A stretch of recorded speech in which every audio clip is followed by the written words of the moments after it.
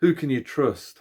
There's so much content out there on YouTube and other platforms. I just thought today it'd be interesting to talk about some of these content creators and whether we think that they're legit or not. And it'd be interesting to hear what you say. So feel free to comment on my observations.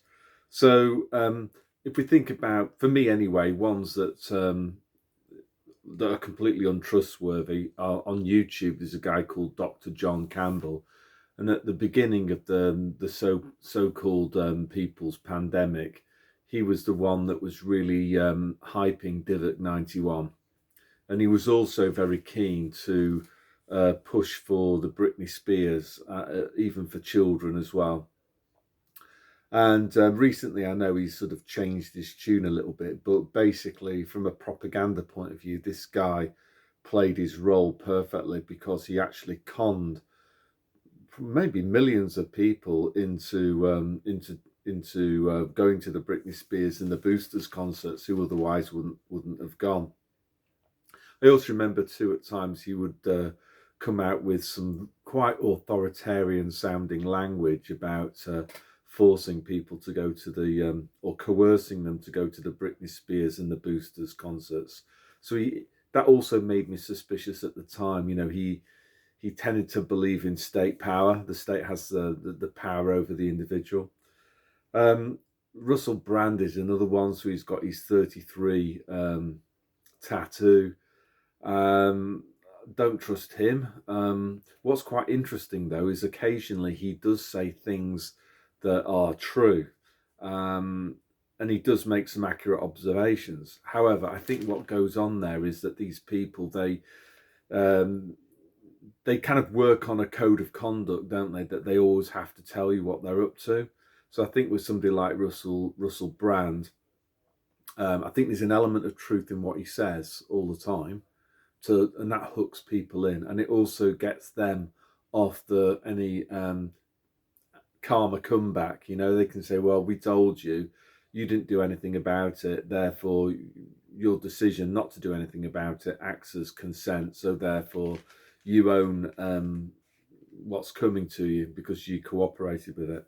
Another one I would say that was quite interesting that did take me in for a while was trigonometry. So they've got the brick background, which I later kind of learnt was along with the checkerboard and the funny other aspects of kind of let's call it building. So these people, you know, they again talked a good game for a while. They've got a YouTube channel that's kind of like reasonably successful. And anyway, when it came to about January, Christmas time, January, all of a sudden, from being anti Britney Spears and the Boosters, they then started to make some positive noises about it.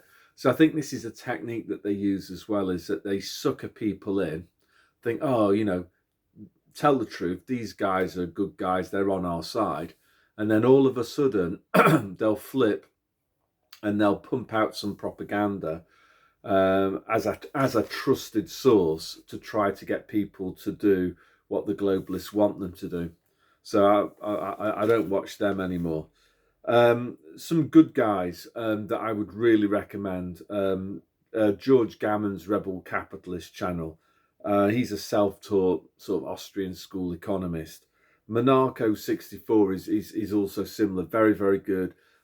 He's either at, I don't think he's definitely not an actor. You know, when somebody's so genuine and knowledgeable, and the message is kind of informative and clear, I think they're legit as well.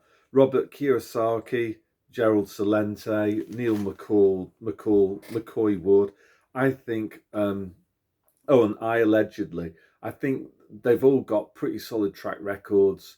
If they are frauds, they're bloody good actors. So I don't think they are. I think those people are on our side, and they offer really good sources of information. And you know, you have to search for these guys on YouTube. They will never pop up as a suggestion. So that suggests to me that they are on the money. They're being shadow banned. And also with those channels as well, what you have to watch out for is that even if you do subscribe, then what can happen is that mysteriously you can be automatically unsubscribed and you can miss their videos if you're not careful. Some people that I think are controlled that talk a good game occasionally is like, say, Nigel Farage. I remember him, he's allowed to say certain things. He's allowed to go so far. I think at certain points in time, he's actually maybe overstepped the mark, hence I remember seeing that footage of him when I think it was either his helicopter or plane crashed and he was kind of stumbling about all blooded. You know, that was a message to him, like back off a little bit. But what made me really skeptical about him was after setting up the Brexit party, and they did really well in the Euro elections. They then had a genuine chance, I think, of getting quite a lot of MPs into Parliament, and he stood the Brexit party down. Now, I don't think that was his decision. He was told to do it, and yeah, maybe his family are threatened. Maybe I'm sure he's been threatened himself. Who else? Yeah, other people. Freddie Sayers, unheard. Posh boy, private schoolie. Don't trust him at all. Don't trust him at all. Just gives off bad vibes. I don't know what you think. You can tell me about whether I'm being a bit harsh on Freddie Sayers, but don't trust him. Then you've got other people like Alex Jones. And again, he's a bit similar to, say, Trigonometry or Russell Brand in the sense that occasionally he might say things that are true.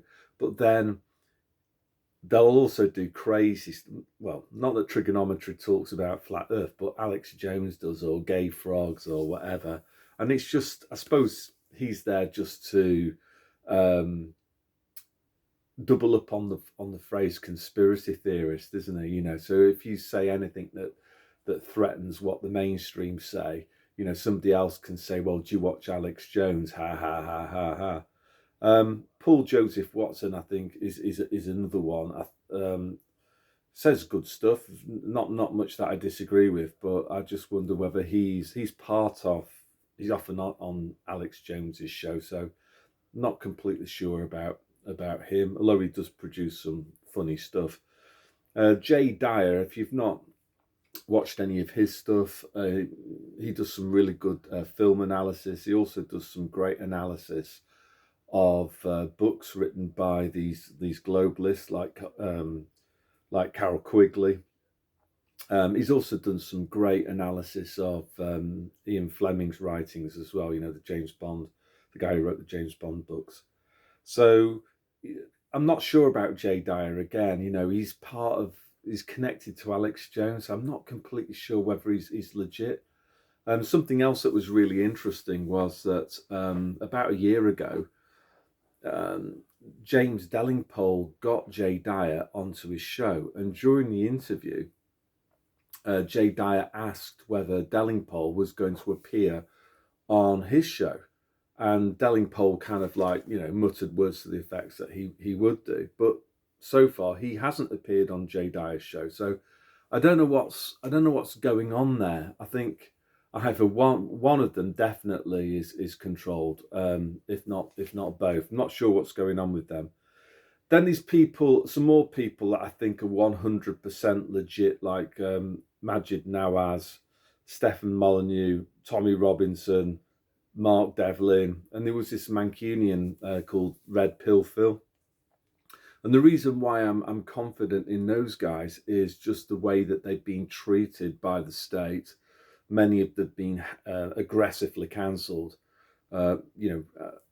So for me, that tells me that they're not controlled, that they're viewed by the establishment as being dangerous people. So whenever they say things, I'll tend to listen to them. I would attach quite a high probability to the fact that they may be legit. Who else? There's then these others, right? So Reverend Simon Sideways. Yeah, he's a bit short on sort of economics and stuff, but he's under the category of, I kind of guess, entertaining. And, man of the street, probably bumps into a lot of people being a truck driver. Dave Cullen is another one, Computing Forever. Most of his stuff is so doom laden. I just wonder whether he's controlled as well, in the sense that he's a psyop. His role is to just depress people and to convince them that the situation's hopeless. So I tend to avoid his stuff, and I don't trust him. On the other hand, you've got another Irishman, James Collins. He's low budget. He's a funny guy. He's shadow banned. You have to really look hard to find his stuff. He's pretty cool. He's pretty intelligent. I think he's 100% legit. I don't know what you guys think. Then another one who I think also is 100% legit, bearing in mind his track record, bearing in mind the fact that he's been booted off YouTube and lots of other places, is James Corbett. Great research as well, academic guy, the Corbett Report. Then I suppose we could move on to a category like the hard to tell. So UK Column, I'm not completely sure about them. They did I've just watched one of their news bulletins this morning, and a lot of it was about Liz Truss and Boris Johnson and their links to building societies, not like the ones that act as banks, but these kind of secret-y societies and stuff like that. So also they've got good economics as well. They cover the economic side of the Great Reset pretty well. The other thing that I'm a bit sort of skeptical about UK Column is they bought into the kind of Ukraine war. For me, Putin was I don't like Putin. He's cut from the same cloth as Macron, etc. He's a former World Economic Forum young global leader for tomorrow. Klaus Schwab, there's videos of him saying that Putin's their man.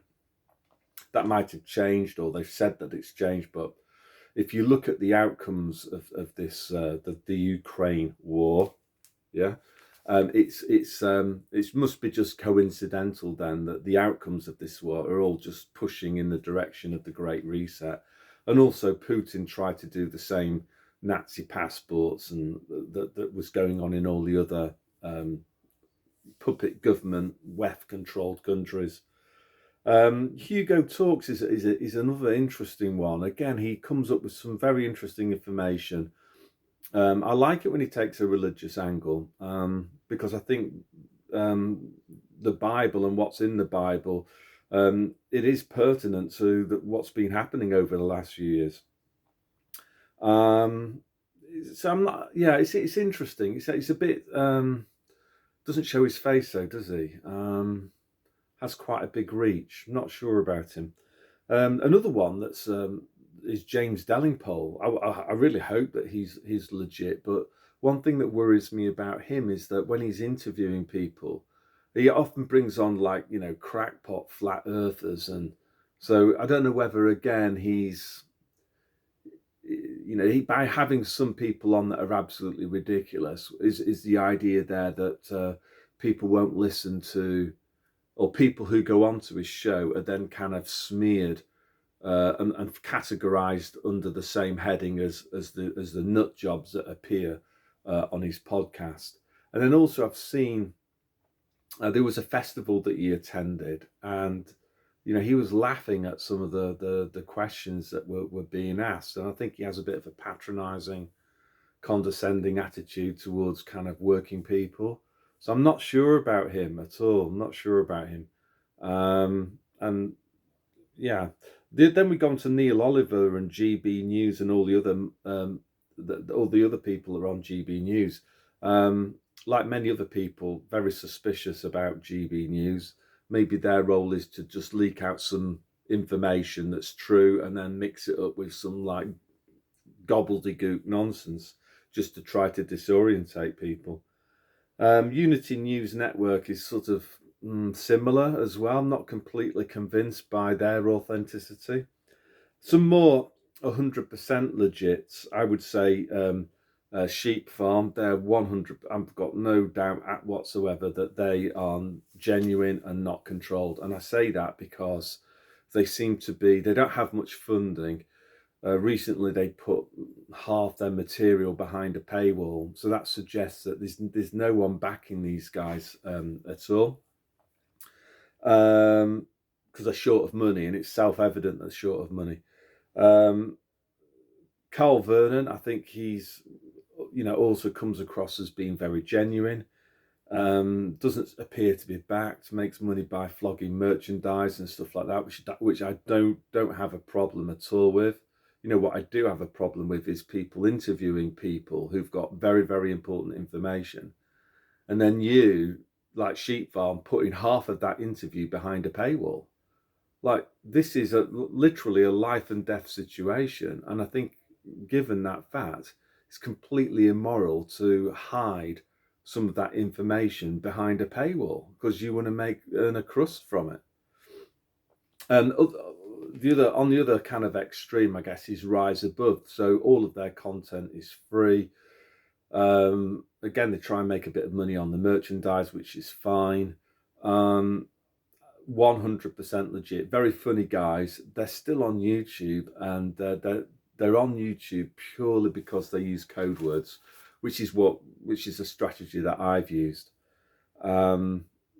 So I really recommend Rise Above. There's some of the stuff about they don't. I'm a Christian, so I'm not so keen on when they start talking about a cult. I think you're playing with fire there. So what are my conclusions? Well, I tend to favour the smaller, low budget channels. I'm a bit more skeptical about the big channels and where the money's come from. Also, trust your instincts. If something doesn't seem legit, it probably isn't. Their track record, have they led you up the garden path in the past? So, I would look at Max Kaiser. I think, has he been doing a bit of pumping and dumping with the Bitcoin? That's up to you to decide. Then there's other people I'm not kind of quite sure about. David Curtin, the Heritage Party, seems a nice guy. Lawrence Fox, the actor, is he acting? I kind of tend more towards that way of thinking these days. Calvin Robertson, not sure about him at all. So I suppose, like, coming towards the end of this, I think if you've never watched the Adam Curtis films Hypernormalization, then I would definitely do that, because in it they basically talk about how at the end of the Soviet Union, what they used, oh no, it wasn't actually after the Soviet Union fell, and it was Putin actually. What they used to do was release some bits of news that were true, and then other bits of news that were kind of not true, and then what that did was it disorientated people because they never knew what was true and what was not true. So whenever they heard something, they couldn't know whether that was accurate information or not. So they then created a paralysis created by this uncertainty, because they didn't know anything, whether it was true or false or not. And I think that's definitely happening in Britain, and I think the rest of the world.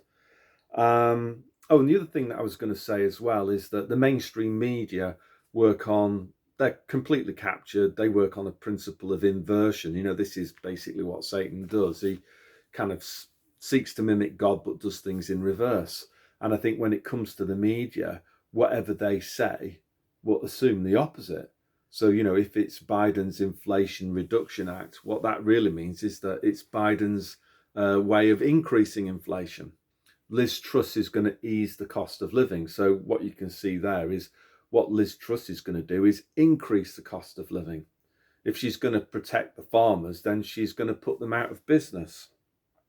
So it's kind of, I suppose Orwell was onto that, wasn't he? With that war is peace, freedom is slavery, and all of that.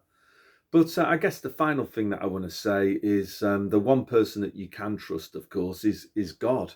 Trust in God, read the Bible, and I think once you do that, everything else makes sense. And something that I need to do more really is just stop listening to this kind of noise, and just focusing on God and God's word, and developing a closer relationship with God. I think that is the way forward. So, God bless.